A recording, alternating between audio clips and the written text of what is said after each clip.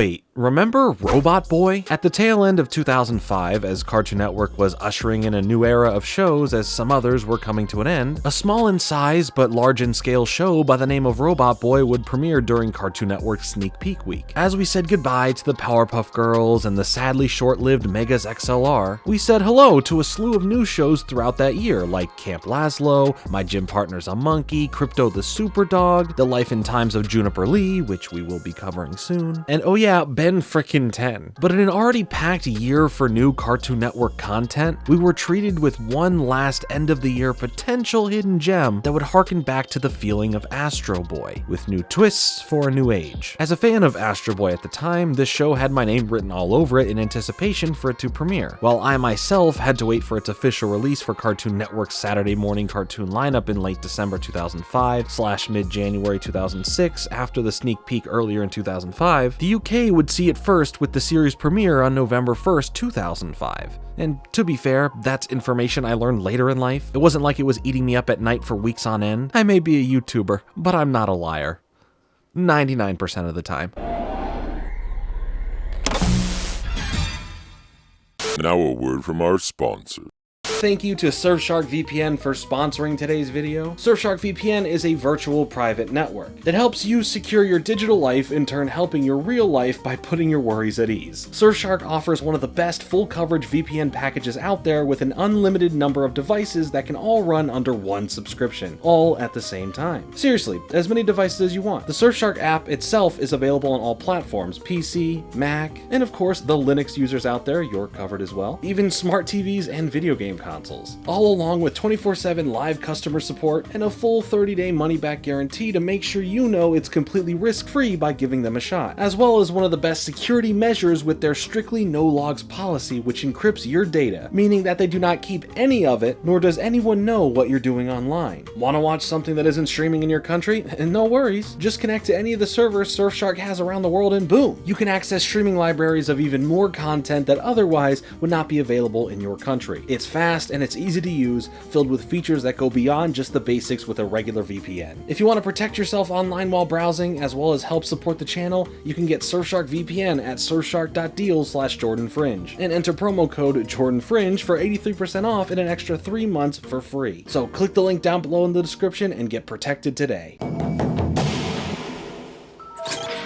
Robotboy, a show about a robot boy. I'll take the Genius Award for being a genius now. Thank you very much. This Robotboy was created by Professor Moshimo, a well-respected scientist and part-time inventor. This here is Tommy, a 10-year-old kid who admires the work of Professor Moshimo, one day sending him a letter of anticipation for his upcoming invention. With this knowledge, and for the safety of Robotboy being stolen and captured by his arch-nemesis, Dr. Kamikaze, he puts Robotboy in the hands of Tommy. I'm not sure a 10-year-old is the safest option, but hey, we need a show, right? Taking place in San Francisco, we followed Tommy's day-to-day life with his two friends, Gus and Lola, and of course, Robotboy, as they all deal with school, teaching and training Robotboy how to fit into society as a regular boy, and take on some bad guys for good measure as well. See, I just knew it wouldn't be any more safe for Robotboy to be left with Tommy. Robotboy himself is pretty cool, playing into the fish-out-of-water trope with very little understanding of the world and his surroundings, filled with questions of how things are and why they are. It quickly turns his relationship with Tommy into one of a father figure or older brother. Between Robotboy and Tommy, he can be activated between 3 different modes, like deactivated, where basically he acts like the toys from Toy Story when a human walks in the room. Activated, which being the standard mode, has him talking, walking, and the availability to a limited number of his abilities, like flying and being able to at least fight somewhat. But then there is super activated mode, in which things get turned to 11 when Robotboy becomes a larger, more powerful version of himself. Slamming his hands together to activate this mode, he gains a larger arsenal of weapons, but he is no longer able to speak. So yeah, you win some, you lose some. Tommy, who lives at home with his older bully of a brother Donnie, isn't much different than most everyday, slightly nerdy but sensible kids. His friend Gus, a lot less sensible and more self-absorbed, is heavily into his gaming, whether it's a console release or a Tamagotchi ripoff. Simpler times. Oh, you can still buy them now? I'll be right back. The following Thursday. and it's dead. His friend Lola, on the other hand, is much more outgoing and confident, bringing smarter decisions and much needed perspective for the situations the group gets into. The group's dynamic works as perfect as you think it would. It follows the formula established in countless shows before it as they play into the tropes of the main protagonist who has a complicated life, a friend that you question why they're even friends because of their personality, and a third friend who is smarter than the rest and can be a possible love interest for the main character. The biggest thing you can do to differentiate yourself from this is within the character writing, which for the most part, I think the show does pretty well for most of the group here. Gus, well, yeah, he can be a lot to handle. Simple as that.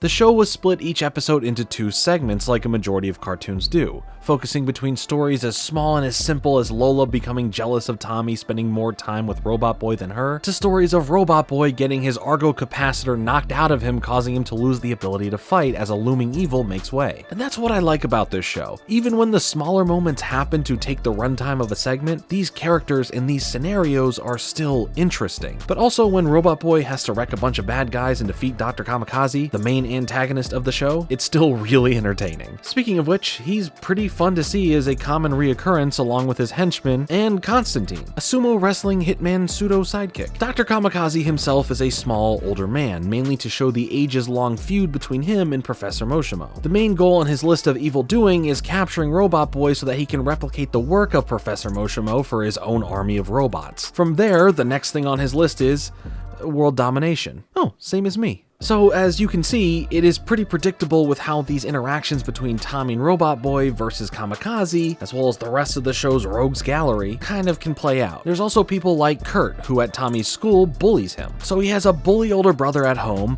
a bully at school, and in his free time away from his house and school, is an evil world dominating, seeking older guy. Tommy's really going through it right now. Now, within the first minute of the show, you are treated to jokes with words like talking to your dolls again, wiener? And Topeka can poop electronically. And you can tell 2 things from just that. 1, the jokes are flying in pretty quick within the show's writing, and 2, hopefully not every joke will revolve around just this sector of comedy. It's all subjective, but personally, I like a varying array of stylings for my comedy, especially when they are blended well. But the show would also like to keep you on your toes with new ideas and characters every now and then to spice the formula and comedy up, allowing for storylines about characters like Robot Girl, who is the same as Robotboy, but pink, Proto Boy, Robotboy's evil brother created years prior to him. He was stolen and corrupted by Kamikaze, which explains Professor Moshimo's overprotection of Robotboy. Bjorn Bjornsson, who claims to be even smarter and a true genius compared to the professor, is a Swedish boy genius with an ego, and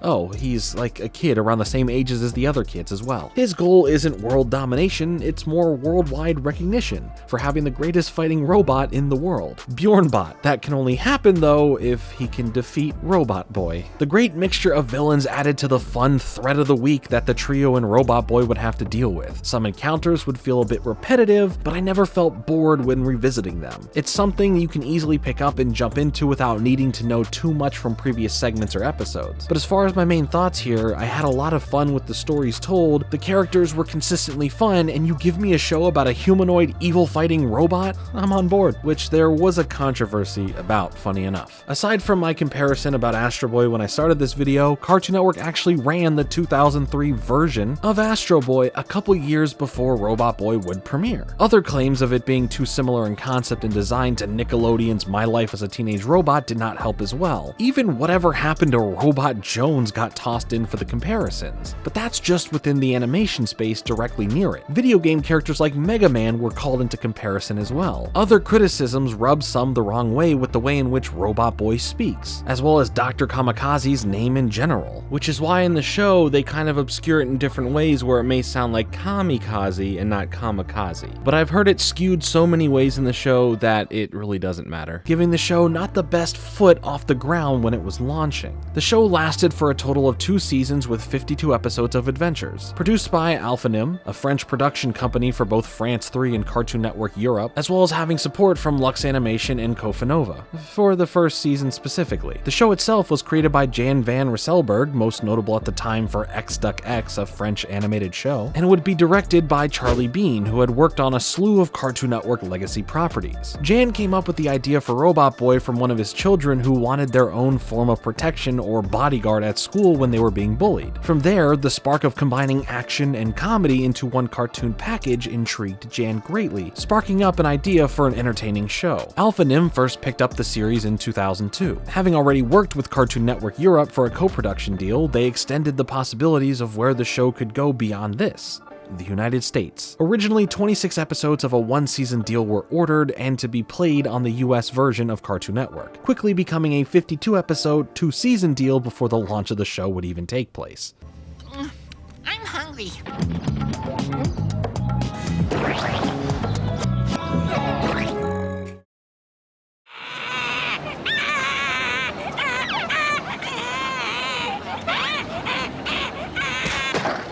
The confidence behind the project was clear to see. Before we would get to the look and style of the show we know now, over the few years from the show's inception to its official premiere, it went through various design overhauls and ideals where at one point our main characters were aged down a little bit to 8 years old, and the only one with the same name would be Lola, as Eric and Chuckles replaced Tommy and Gus. Professor Moshimo was also planned to not just be a random professor and inventor that Tommy looks up to, but in fact he was designed to be Tommy's uncle. Still with a similar origin story to send Tommy Robotboy for protection, the full production of the show took place in France, with the writing coming from the US, but still including a bunch of French writers. The UK division of Cartoon Network played a large role themselves as they pushed for the rapid production of the show, as well as Charlie Bean packed in a lot within the 11-minute individual segments, causing issues with pacing at Alpha Nim. Animation duties were needed to be split in order to keep on schedule with production, and thus we had Toon Boom Animation for their software, as well as Lux Animation and Digital Emation step in from their locations around the world to usher a smooth process for the rest of the production, while keeping a high quality standard. The UK would be the first to premiere the series in 2005, and Pakistan would be the last to get the premiere of the show 5 years later in 2010. Cartoon Network felt that they had something big here, so a promotional campaign was launched to start spreading the word of the show as much as possible to generate hype behind it. They made sure to hit every sector of the advertising playbook in order to do this,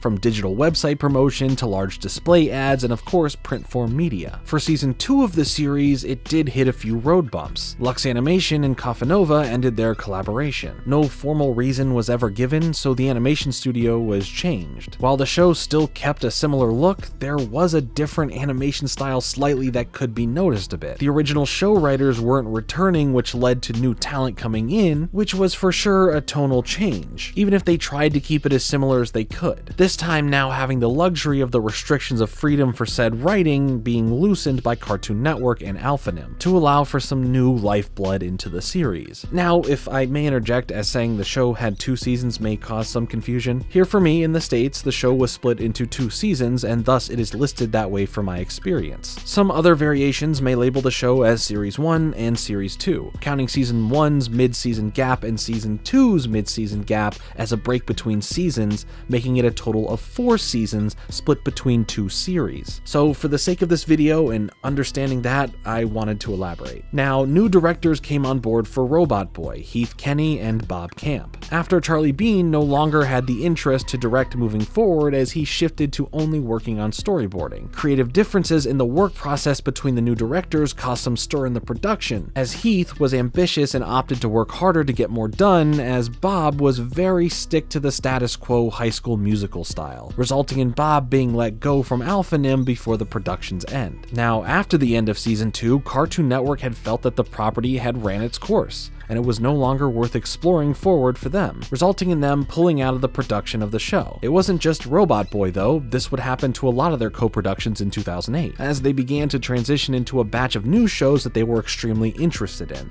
Like or hate that decision, the new shows that would come from this were huge for the network. Fans of Robotboy have been waiting to see what happened with the property. 8 years after Season 2 ended, Jan announced that currently there were no plans in exploring new episodes of Robotboy, and production will never resume. A very concrete answer about the fate of the show, but weirder things have happened, so who knows if we'll ever see it get a second life. But as of right now, nearly 14 years after it ended, the show still is considered canceled. In 2006, Cartoon Network had some big and unique plans to bring more attention to their show with Robotboy and the Island of Doom, a pseudo-interactive way to get involved with the show, as over the course of a work week, viewers could call in and speak to Gus and figure out how to help him rescue Tommy and Lola, who were captured and held hostage by Dr. Kamikaze. You could also play as Robotboy in a game where you would avoid icebergs, as well as an Escape the Maze game. All of this would come with an incentive to win prizes. Oh yeah, and rescue Tommy and Lola, I guess. When it comes to the show broadening its franchise, we really didn't see much come from the property. With the show being able to be watched in HD on YouTube, the only physical release versions of the show were a few DVD volumes,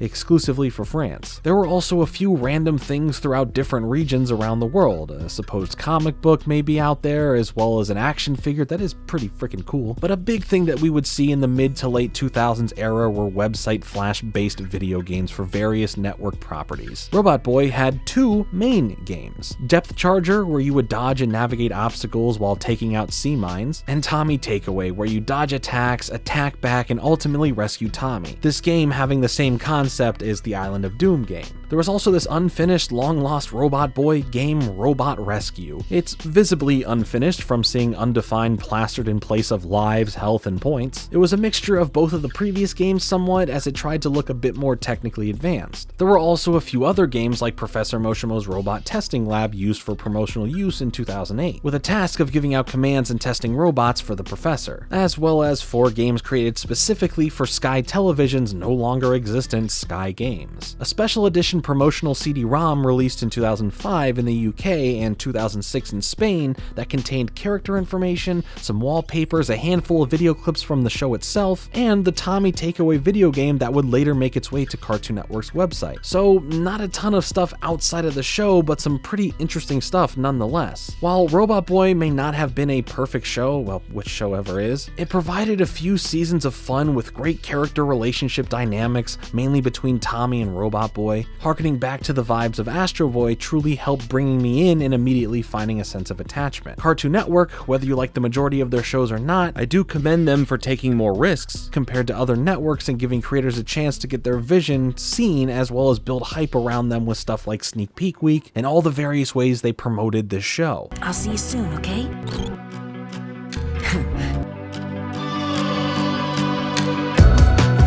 If you missed this show when it originally aired, or you just never knew about it, I'd highly recommend giving it a shot, as I enjoyed my return to watching it. Or maybe I just really like robots. If you've seen Robotboy, please let me know your thoughts on the show in the comments. Thanks so much for watching today's video. Make sure to hit the like button and subscribe for more content like this. I'll be back with another video soon, but until then, later.